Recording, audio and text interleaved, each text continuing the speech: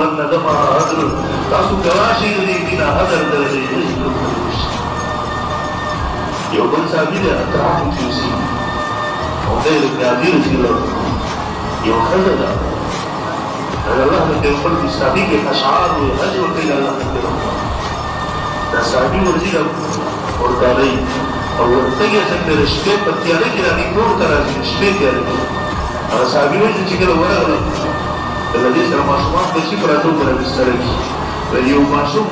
پدا سینه باندې دې لګیاو دې تیر او دې په وړه دلته